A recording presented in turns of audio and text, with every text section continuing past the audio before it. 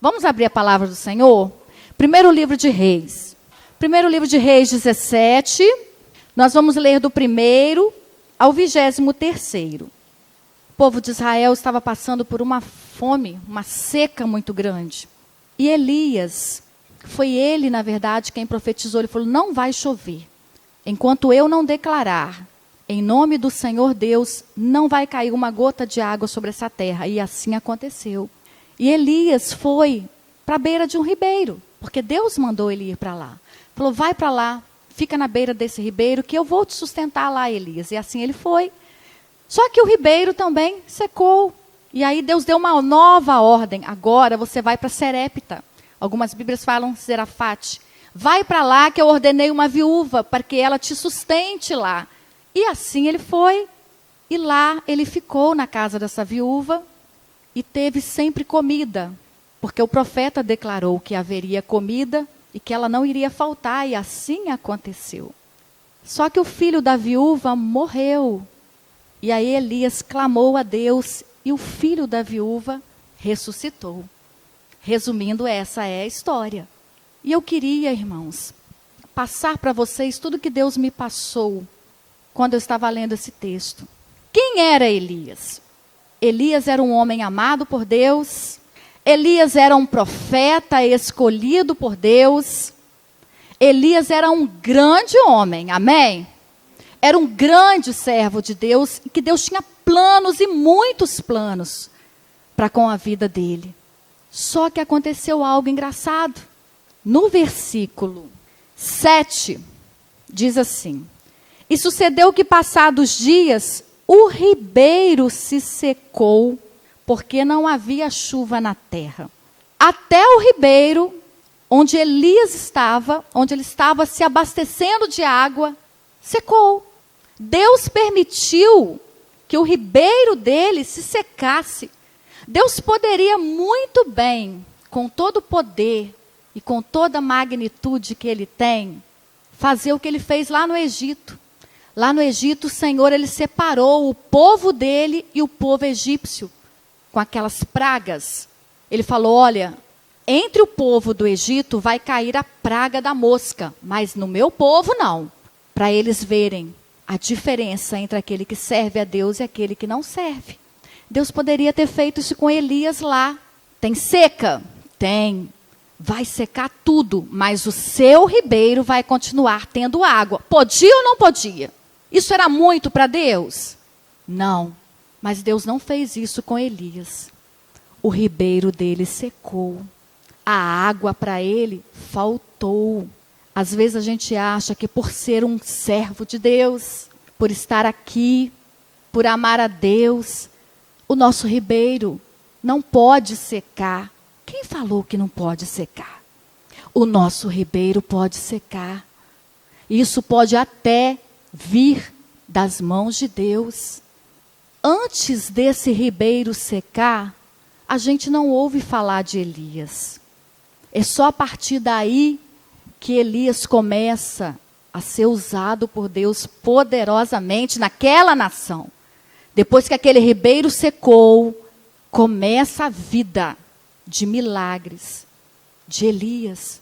Irmão, irmã, o nosso ribeiro pode secar.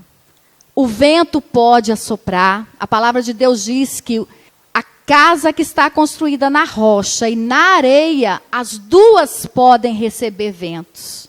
O vento não vem só para a casa que está na areia.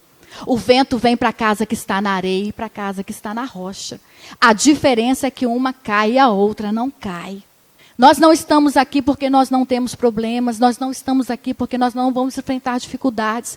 Todo mundo que está lá fora, se vier para os braços do Senhor, vão continuar tendo dificuldades e problemas. A diferença é que quando nós estamos aqui aos pés do Senhor, nós temos a presença do Senhor conosco. Nós temos a companhia do Senhor conosco, e é Ele quem vai nos direcionar, como Ele fez com Elias. E é isso que basta. E é isso que vai valer. Os problemas, os ventos contrários, a sequidão, isso nunca foi e nunca vai ser termômetro para a gente poder medir o cuidado de Deus para conosco, o amor de Deus para conosco, a presença de Deus para conosco. Se o riacho secar, o que a gente faz? A gente se desespera. O que eu faço, meu Deus, agora? Não. A gente vira para o Senhor e fala: Senhor, o meu riacho está secando.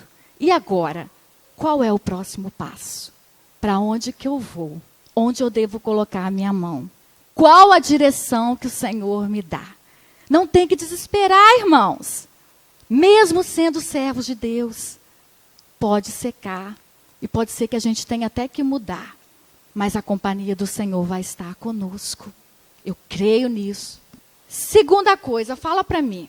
Quem Deus mandou que alimentasse o profeta? Tem o nome dela? Tem o nome da pessoa? Mas quem era? Tudo que a gente sabe é uma viúva. E às vezes eu fico pensando, por que Deus faz essas coisas? Quando chega alguém, um missionário na igreja, alguém, a gente sempre procura, de repente, uma pessoa para hospedar esse missionário, uma pessoa que, de repente, não vá causar tanto ônus à renda familiar daquela pessoa. Não é? Às vezes a pessoa passa muita dificuldade, a gente não vai exigir muito daquela pessoa. Ô, fulano, você pode ficar na casa do fulano? Não é? A gente tenta ajeitar as coisas do melhor que pode. Deus pede não, ele manda uma viúva alimentar Elias. Se fôssemos nós pediríamos quem? Uma pessoa que tivesse uma família, que tivesse o marido trabalhando para sustentar a casa. A gente agiria assim. Mas Deus pede uma viúva que não tem um marido para sustentar a casa para ela. E a Bíblia fala que os órfãos e as viúvas, elas têm um cuidado especial de Deus, elas merecem um amparo da igreja, porque elas são desprovidas. E Deus escolhe logo uma viúva. E mais, porque poderia ser uma viúva, só ela, mas uma viúva que ainda tem um filho para criar. Você já imaginou essa situação? Um filho para criar, numa época de seca, ela passando uma dificuldade terrível, porque ela mesma fala: olha, meu Senhor, eu só vim pegar os últimos gravetos, porque eu vou fazer o último bolo para mim e para o meu filho. E a gente não tem mais esperança, a gente vai morrer. E Deus manda essa pessoa alimentar Elias. Você sabe o que Deus me falou quando eu li isso? Não tem nenhum servo de Deus que não tenha nada para entregar, nada para abençoar, nada para doar. Se essa viúva, que tinha o último pouquinho, de farinha e de azeite, ela ainda tinha o que doar. E eu e você, nós temos o quê, hein? O que nós temos para doar a Deus? Às vezes a gente espera o tempo favorável para obedecer à voz de Deus. Às vezes a gente espera ter mais experiência, a gente espera ter mais idade, a gente espera ter mais tempo, a gente espera, né, aqueles que estão mais idosos, a gente deixa para os mais novos, porque de repente a gente acha que não tem muito a oferecer. A ordem não é essa. A palavra de Deus diz que a gente deve ser fiel no pouco. É no pouco de idade, é no pouco de tempo. Às vezes tem gente que se sentem machucadas por algumas coisas, frustradas, e acham que não tem nada para doar. É no pouco de carinho, é no pouco de abraço, é no pouco que a Bíblia manda a gente ser fiel. Porque aí, sobre o muito, Ele nos colocará. Não espere o tempo favorável para se doar, porque a ordem não é essa. Isso é desobediência ao que Deus manda. Há um Deus, Criador dos céus e da terra, e que pode nos suprir nos mínimos detalhes. E que se Ele mandar, faça, Ele vai na sua frente para fazer. Eu aprendi muito com essa viúva, muito. Eu fico imaginando aqui essa viúva alimentando esse homem, vendo a cada dia a sua vasilha cheia, feliz a vida, e aí acontece algo. Seu filho morre, não é? A gente tem o desfecho da história com a viúva obedecendo a Deus. Porque Deus mandou que ela alimentasse o profeta Elias. Mas eu queria pensar, e se quando Elias tivesse chegado para ela e falado, olha, vai para casa, prepara primeiro um bolo para mim, depois para você. Ela tenha virado, tá bom. E ela tenha feito que não tivesse entendido, voltado para casa e feito o bolo dela e não tivesse voltado para levar o do profeta. Como seria o desfecho dessa história? Será que Deus mandaria um raio do céu, saraiva, fogo, para matar a viúva ali, por causa da desobediência? A gente não sabe o que Deus faria. Mas eu tenho quase que certeza que Deus não faria isso. Eu acredito que se ela tivesse escolhido desobedecer, ela iria para casa, normalmente, sem nenhum problema. Sabe por quê? Porque Deus dá à pessoa a opção de escolha. Ela teria feito o bolo para ela comer, ela teria comido.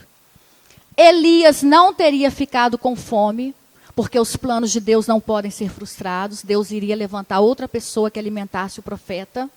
Porque Elias ainda tinha muita coisa para fazer em nome de Deus. Ele ainda ia ter que subir o Monte Carmelo. Ele ainda ia ter que ungir Eliseu. Ele ainda ia ter que passar por muita coisa. Deus ia arrumar um jeito de Elias ser alimentado. Nem que fosse por corvos novamente. E a viúva teria ido para casa, comido seu bolo, e não ia ter mais nada além disso. Mas porque ela obedeceu, ela teve a farinha aumentada, o azeite aumentado, e ela teve o filho ressuscitado. Sabe, irmãos, a gente não tem noção do que Deus quer de nós quando Ele nos pede algo. Sabe por quê? Porque tem um ditado que fala que a gente não enxerga nem um palmo. Um palmo. O que é um palmo à frente do nariz? Não é nada. A gente não enxerga nada. A gente não enxerga nem 5 minutos. São 8h30. Eu não sei o que vai acontecer às 8h35.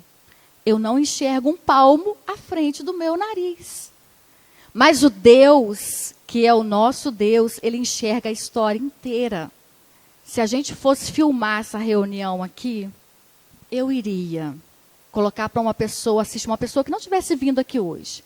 E eu falaria com ela, antes de acontecer, agora o grupo de louvor, sabe o que vai fazer? Vai subir lá, vai cantar glorioso Deus, vai cantar grandes coisas. Eu ia falar tudo o que iria acontecer antes que acontecesse. Por quê? Porque eu vi isso acontecer. Eu vi e a pessoa não. Deus já viu a nossa vida do início ao final, irmãos. Deus sabia que o filho dessa viúva ia morrer e que ela precisaria do profeta dentro da casa dela. E Deus planejou tudo. Quando a Bíblia fala que tudo, mas tudo coopera para o nosso bem, Deus não estava brincando. Só que Deus não podia falar para ela naquela hora, olha, seu filho vai morrer. Ou você me obedece alimentando o profeta para ele ir morar dentro da sua casa, ou seu filho vai ficar morto, ou você dá um passo de fé e faz isso que eu estou te falando. Deus é estratégico. E aí, quando ela resolve obedecer, ela passa a ter a comida, o filho morre, mas o profeta está ali, e o profeta ressuscita o filho e lhe devolve o filho nos braços. Você consegue entender esse Deus? Nem eu, mas Ele é Deus. Ele é Deus, e Ele vale a pena ser temido, e Ele vale a pena ser obedecido, e Ele vale a pena ser amado, porque Ele sabe da nossa história até o final. Ele só não nos conta, porque a gente não vai aguentar. Mas se a gente for caminhando em todos os passos, todos os lugares que Ele nos mandar, saiba que Ele tem a resposta certa. E aquilo é para o nosso bem. A gente precisa obedecer. Eu não sei quem é você. Às vezes a gente conhece alguns de vista. Até quem a gente conhece mais, a gente conhece só por fora. E eu não sei quais são os seus dilemas. Talvez você esteja desacreditado. Eu não vejo Deus, eu também não vejo. E vou te falar uma coisa, ninguém viu a Deus, mas algumas pessoas caminharam por fé e venceram. E se elas venceram, a gente também pode vencer, porque o que elas tinham era o Espírito Santo, e o que nós temos é o Espírito Santo. Então, se a gente não vence, é porque alguma coisa está errada conosco, não com o Espírito Santo. A gente precisa obedecer à voz de Deus. Eu queria chamar o Ministério de Louvor, e eu queria que você acreditasse em Deus, sem reserva. Seu riacho pode secar, sua farinha pode acabar, mas se você está na presença de Deus, a estratégia vai ser dada. Então é só você seguir rumo à sua vitória. Não tem como Deus não ser fiel conosco. Ele não poderia negar a si mesmo. Ele é fiel, ele é bom, ele é benigno. O hino que o Ministério de Louvor fala que Deus é o Deus de toda a terra. Ele é o Deus de toda a terra, ele é o Deus de toda essa magnitude que tem, mas às vezes ele não consegue ser o dono de um coração que ele mesmo criou. Porque a gente não deixa ele ser dono desse coração. E eu queria que você se colocasse de pé. E eu queria, se você sente a vontade, que você conversasse com Deus e falasse com Ele que você acredita nele. Que você crê que Ele tem o melhor para você. Mas às vezes é difícil crer em alguém que a gente não vê. Então que o Senhor aumente a sua fé. Que o Senhor abra os seus olhos.